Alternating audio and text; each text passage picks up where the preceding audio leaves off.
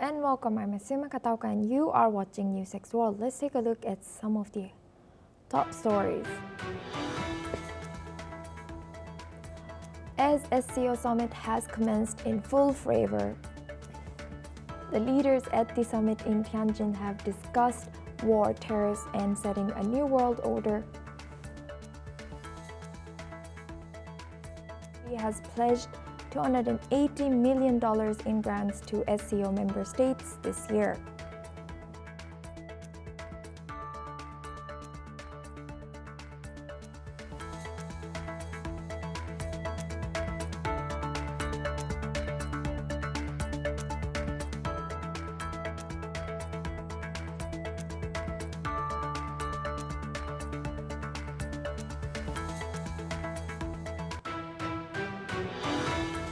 Turkish President Recep Tayyip Erdogan has said that the United Nations has failed to prevent conflicts and urgently needs fundamental reform to become a true platform for global justice, especially amid atrocities against the Palestinian people, speaking at the Shanghai Cooperation Organization Summit in China.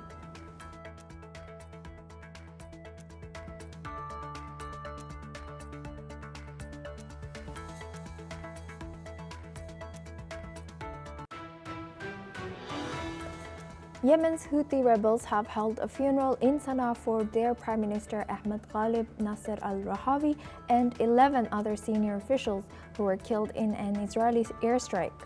This marks the highest-profile assassination since the Gaza war began, while the crisis has escalated further after the Houthis detained 11 United Nations staffs yesterday.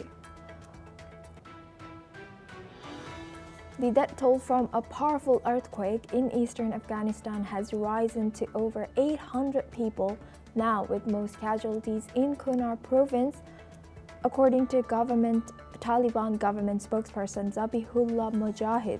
He has also added that about 2,800 people have been injured. The European Union will deploy more low Earth orbit satellites to boost defenses against GPS jamming and improve detection capabilities, according to statements from EU Defense Commissioner Andrius Kabilius. The announcement comes after GPS on European Commission President Ursula von der Leyen's aircraft was jammed. The UN Refugee Agency plans to cut its 2025 budget by nearly 20% to $8.5 billion from $10.2 billion, despite rising global displacement, driven by crises such as the war in Sudan. According to reports, the Geneva-based agency has cited financial constraints as the reason behind the drastic reduction, even as refugee needs continue to grow. Spanish Prime Minister Pedro Sanchez has stated that Spain will coordinate climate change measures with France and Portugal after recent weather-related disasters. The announcement comes as civil protection declared an end to one of Spain's worst wildfire waves, which burned over 300,000 hectares in less than a month.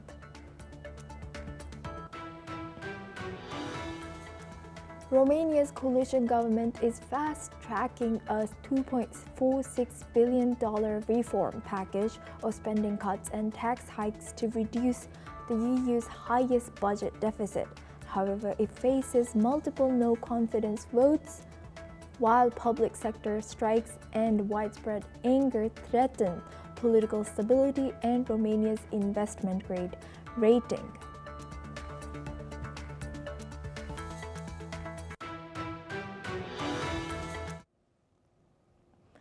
China will stage a massive military parade on September 3rd to commemorate the 80th anniversary of the victory of China against Japan in World War II.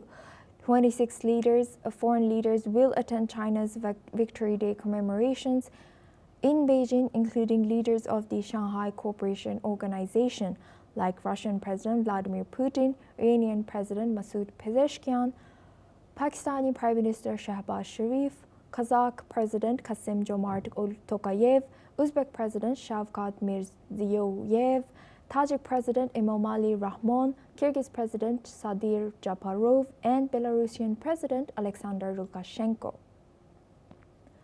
President Xi Jinping will deliver a speech at the gathering and review troops. Now for this discussion, we are joined by Mohammed Osman. He's an international relations specialist, joins us live from Cairo, and Andrew KP Long. He's a China strategist, joins us live from London, as well as Mark Sutherland. He's a geopolitical analyst, joins us live from London. First, Osman, I would like to come to you for my question. Welcome to NewsX World to all our guests. And Osman, both China and Japan carry deep historical experiences from World War II. But looking ahead, how can these two countries transform these commemorations of the past into opportunities for mutual understanding and reconciliation? Thank you for having me. Greetings to you and to your guests and to your honorable audience. It seems that even though 80 years stand between Japan's surrender to the Allies and China's grand military parade in a few days celebrating that very occasion, it seems that the state of tensions and even borderline enmity between Japan and China did not entirely dissipate in these long years, because unfortunately, Japan is embroiled in the dynamics of geopolitical tensions between the United States on the one hand and China and even Russia. On the other hand, Japan was propped up by the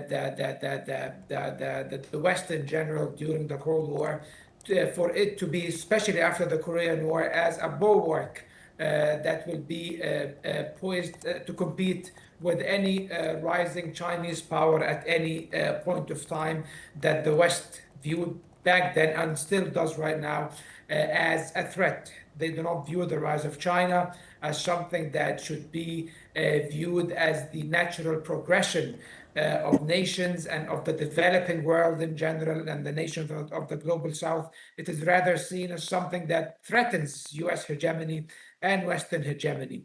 So therefore, unfortunately, right now, the tensions between Japan and China are almost unprecedented in years. Unfortunately, Japan is entrenching itself within a structure of alliances in East and South Asia that is designed to contain China one way or the other. So I think that this will not serve to find common grounds or further any state of strategic dialogue between both Tokyo and Beijing in this point. Because if it was otherwise, we would have seen Japan, for example, invited to the Shanghai Cooperation Organization conference, for example, even though they're not a member or not an observer and not a dialogue partner of the international organization. Yet, had they been interested in integrating themselves in the global south, maybe, and they are part of the global south, whether they like it or not, they might have found better grounds to establish better relations with China and many other countries. However, this is not the case. And we see the case of India, for example. India has its own big differences with China. However, this never prevented India from engaging in constructive dialogue and committing itself to the agenda of multipolarity and reinforcing multilateralism and opposing or trying to counter the unilateralism of the monopolar world order. Thank you, Mohammed, for sharing that. Andrew, now I would like to come to you for this discussion. What's your take? Now, how can these two countries transform the past into opportunities ahead? Of course, Japan has never apologized for its war crimes or its aggression of the Second World War to China. It's trying to adopt a more nuanced narrative. But on the other hand, there is a rising nationalism in Japan as well, which fits into actions to revise its own constitution, which was, of course, imposed on Japan after the Second World War, preventing it from developing its military. So the right-wing factions in Japan and along with the rising nationalism, they wanted Japan to behave like a normal country, reinforcing its armament and also military expenditure. And that fits into Americans' China containment policy, using Japan as a pawn to contain China in the so-called first island chain center in Okinawa with a lot of American assets, the second island chain center in Guam, and then also cajoling South Korea to join Japan into a sort of Asian Pacific containment strategy. The north of the Asian Pacific and the south, of course, involving India and also Australia and the so-called Quad against China. So you can see that there are a number of important factors involved, which poison the relationship between India and Japan. But on the other hand, with Trump 2.0, upended the American-led rule-based order, which was founded by the United States after the Second World War, and also disrupting international trade and so on. So Japan is now trying to find its own path, but it's more aligned with the interests of the United States rather than with the interests of China. And keeping that in mind, Mark, I would like to come to you for this discussion now. How do you think, so our first guest, Muhammad, has mentioned that they have, even though Japan acts like it sometimes acts like it's not in South Asia, it is in South Asia, and it has to look for more friends there. And also, Andrew, our other guests, have mentioned that Japan has never apologized to China for the World War II atrocities. So what's your take? How do you think these two countries can transform, or can they transform this past into opportunities for mutual understanding? I think Mohammed and Andrew's comments are excellent. And as Andrew has referred to, we are talking about history. We often forget when we're sitting here as commentators, given a few minutes, that there is a massive arc to paint. And Andrew has done that exceptionally well. Of course, in regard to looking at that history, the history of the Japan invading China, etc. And it's then bringing Japan to the table during the end of the Second World War by dropping atomic bombs. We have to remember this, and as Andrew has pointed out, they then have a complete different juxtaposition. They're not allowed to then arm, etc. They then become part of what we would then call the Western homogeny, America influence down there in that part of the world. Absolutely right. Azumi, you make a very interesting comment when they wish to seek friends, who they can align with, who they cannot, how can they push certain barriers when, as Andrew's pointed out, there are American bases, and the relationship between Japan and America, and of course the American hegemony is turning around and saying, well, we need their support there, and to also be supported by them. We also have to remember where the Japan economy at times has been from 1989, and yes. At times it's been financially extremely challenging. We also have to remember their incredible prowess in regard to manufacturing and what they have exported. And with that kind of mindset, that, as you yes. say, they are then looking for friends in the area. And yes. At times that is extremely difficult when we talk about history. But actually, people actually talking to each other and getting around a table to actually talk about trade than actually talking about war, then that must always be a good thing. Asuma. Yes. Thank you very much to all our guests for sharing that. Please stay with us as we come back to you for our next discussion. Now we stay on this topic. China's Foreign Minister Wang Yi has called for an end to what he describes as an unequal global system dominated by a small number of countries, speaking after the Shanghai Cooperation Organization Summit in Tianjin. Wang has emphasized that sovereign equality must be the foundation of global governance. Let's listen into what he has said. 面对单边霸凌沉渣泛起，峰会以发表声明的形式，旗帜鲜明地支持以世贸组织为核心的多边贸易体制，呼吁消除违反世贸组织规则的单边行径，发出了要公道不要霸道，致力于维护开放型世界经济的共同呼声。The two-day summit also saw Chinese President Xi Jinping propose a global governance initiative and pledge to share opportunities from China's domestic market. The meeting concluded with the adoption of the Tianjin Declaration. Now we go back to our guest discussion. Mark, I would like to come back to you for my first question on this. Today we saw that President Trump also tweeted something and against, or in a way against China and the SCO summit. And now we see these kind of rhetoric coming from the SCO summit. So now could this rhetoric affect ongoing economic and diplomatic ties between China and US further? Well, you're extremely aware, as our guests are, that there is a tariff war on. As I have stated a number of times on this channel recently, we have to look at the fact that President Trump is looking at the deficit, the 30 trillion plus debt that America is in.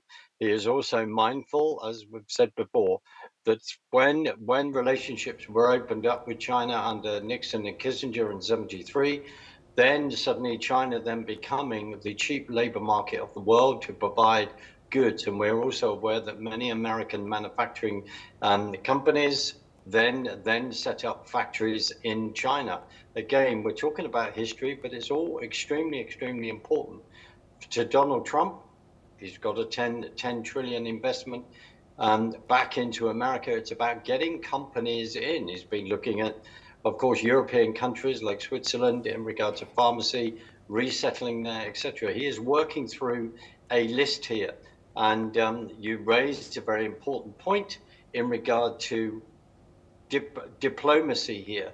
Well, he sees this is about the polar hegemony that America, other Western countries have. This then is being threatened because other people, whether it's SCO, whether through the BRICS nations, they want a bipolar world, and they want that influence, and that is what we are seeing here. And then we'll wait for the tweet rhetoric to unfold, Asuma.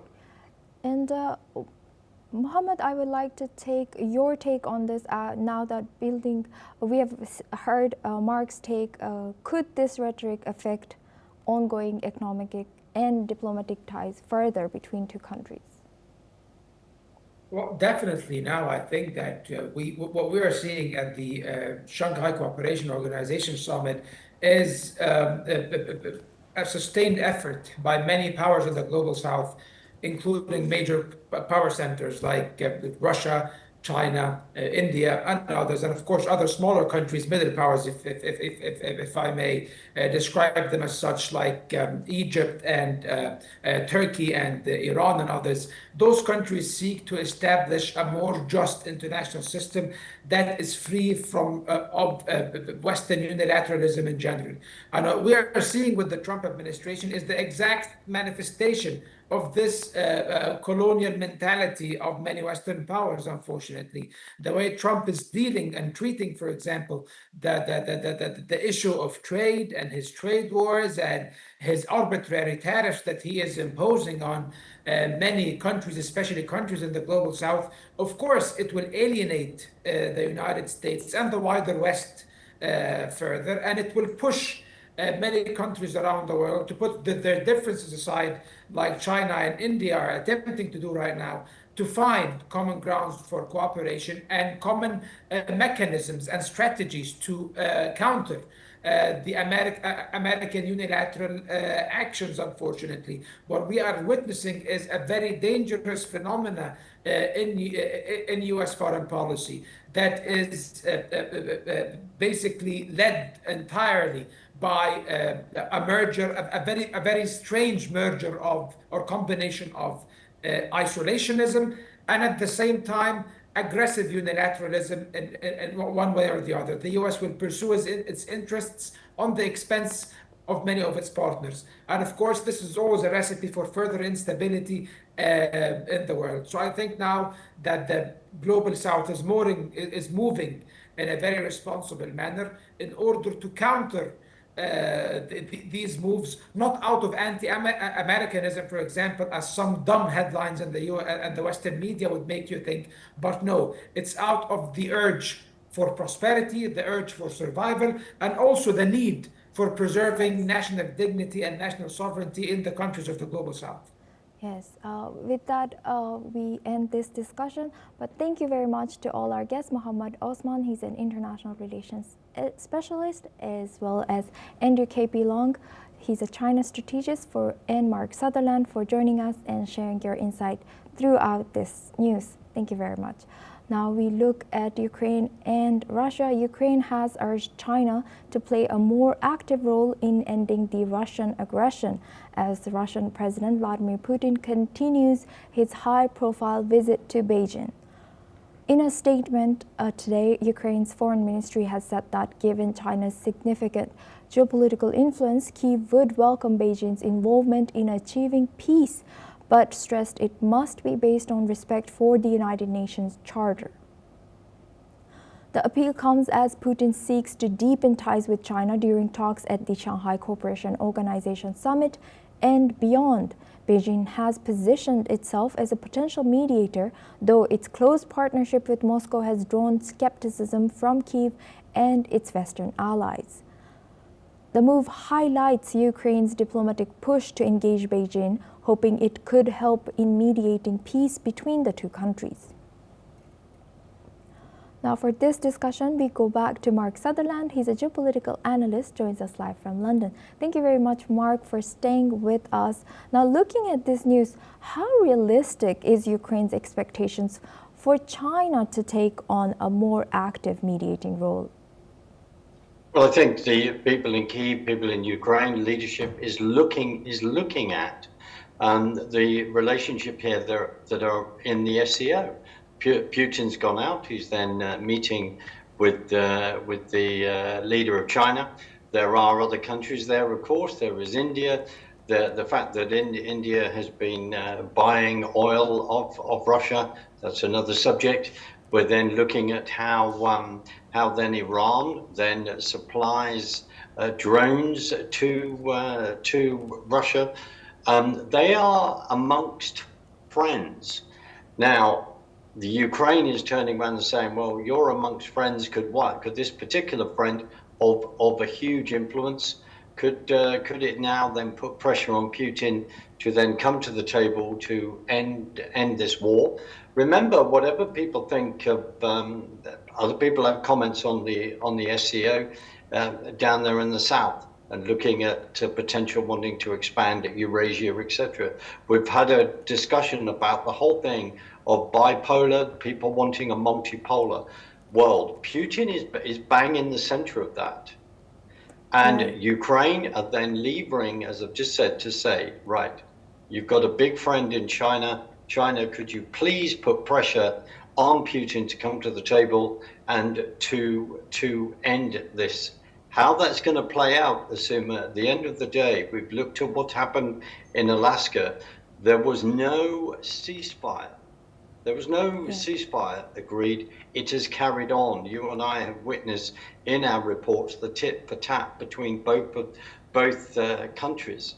So there is frustration on the side of Ukraine, and we have to remember how much land that Russia has taken in regard to Ukraine, in regard to the invasion of February 2022. We also have to bear in mind, and we were talking about this earlier with one of your other guests, how this tit for tat, taking this village, taking that village, but Russia has 20% of the Ukraine, and Ukraine are then holding the line as best they can. And within all of this, we have to remember we are talking about human lives, the losses on the Ukrainian side, the losses soldier-wise on the Russian side, the destruction that has happened in Ukraine. We have to remember this.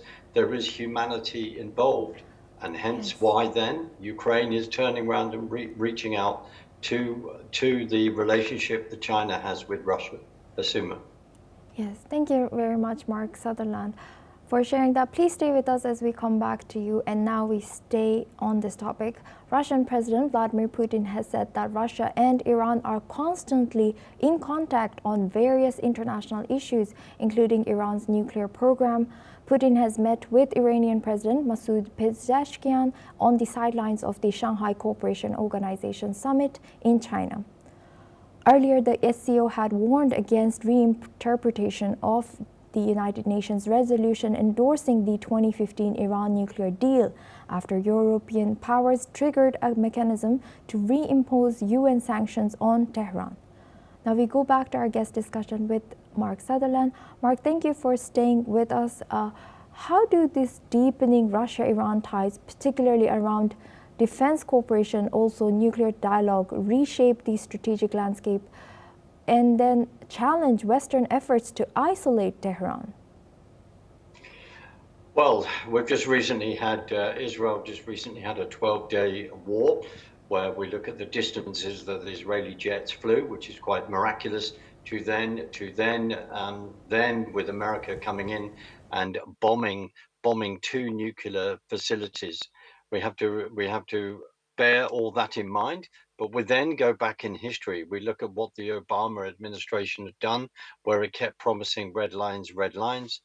We then Iran which has been doing for many years, then taking off in regard to going for the bomb, which is why then Israel took the actions it did.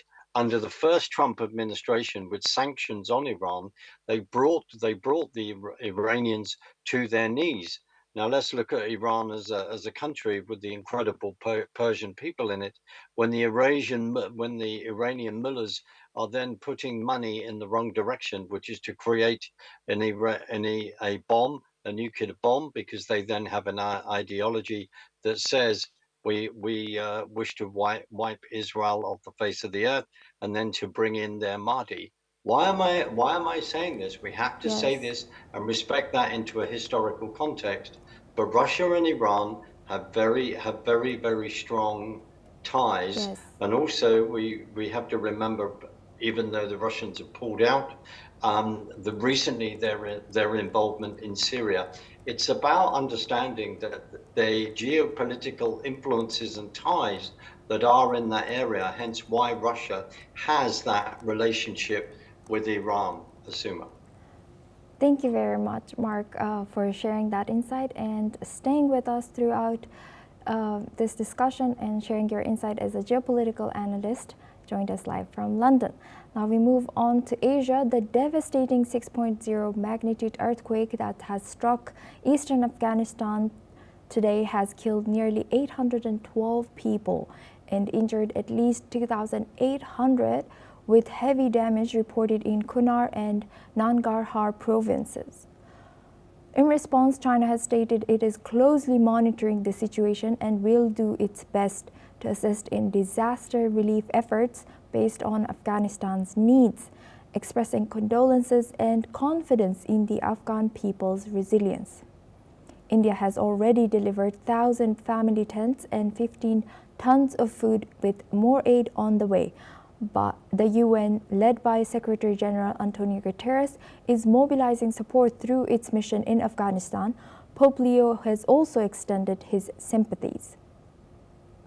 Despite these efforts, Afghan officials noted that few foreign governments initially reached out, reflecting a broader decline in aid, down from $3.8 billion in 2022 to $767 million this year. Amid global donor fatigue and frustration with Taliban policies, humanitarian agencies continue to appeal urgently for support as rescue operations face mountainous terrain, poor weather and damaged infrastructure.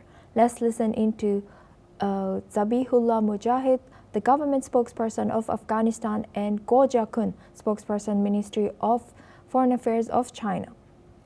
په ډیره خواشینۍ سره چې تېره شپه د زورورې زلزلې په وجه په کونړ، ننګرهار او لغمان او ځینو نورو ولایتونو کې زموږ ګڼ شمېر افغانان شهیدان، ټپیان او زیانمن سوي دي. په کونړ کې په عمومي ډول باندې تر اوسه پورې د 800 شهیدانو راپور لرو. همدا ډول 2500 نفره ټپیان سوي دي. د پیښو محل نورګل ولسوالۍ ده، څوکۍ ولسوالۍ، وټپور ولسوالۍ، ماڼوګي ولسوالۍ، چپه دره او نورې سیمې. یوه یادونه وکړو د نورګل ولسوالۍ په مزاردره سیمه کې هغه مزاردره کلي ته لا تر اوسه پورې ټیمونه رسېدلي دي، خو د ژغورنې هغه جزئیات موږ ته نه دي رسېدلي، هغه یعنې تلفات ډېرولی شي. او مؤسسات بیا د خپلو دونرانو سره یا مافوق سره مشوره کوي، اجازه غواړي، هغه حد د مرستې ټاکي، بیا کومکونه لیږي، هغوی لږ زمانګیره وي. په هر صورت زموږ خپل ټیمونه رسېدلي، هم صحي ټیمونه، هم د بشري نور مرستې چې د سرې میاشتې لخوا نه کېږي، او رضاکارانه ټیمونه هم هلته تللي دي. 中方密切关注阿富汗东部库纳尔省发生地震，造成重大人员伤亡，对遇难者表示深切哀悼，向遇难者家属和受伤人员表示诚挚慰问。我们相信阿富汗人民在阿富汗政府领导下，一定能够克服灾难影响，重建家园。中方愿根据阿富汗的需求，提供力所能及的救灾援助。 The Global Sumud Flotilla carrying aid to the Israeli blockaded Gaza Strip has been forced to return to Barcelona due to stormy weather. This comes as the United Nations recently declared famine in Gaza. The flotilla of dozens of boats was carrying pro-Palestinian activists, including climate campaigner Greta Thunberg. It is the third of its kind to attempt to break the Israeli siege on Gaza. Thunberg, along with other prominent activists, was stopped by Israeli forces in June when the Madlin, another aid flotilla, was intercepted about 185 kilometers from Gaza in international waters. Israel has argued that the naval blockade it imposed in 2007 is necessary to stop weapons being smuggled to Hamas. It has described other attempts to break it, including one that included Thunberg in June, as a propaganda stunt in support of Hamas. The organizers of the Global Sumud Flotilla have not yet said when they plan to resume their journey.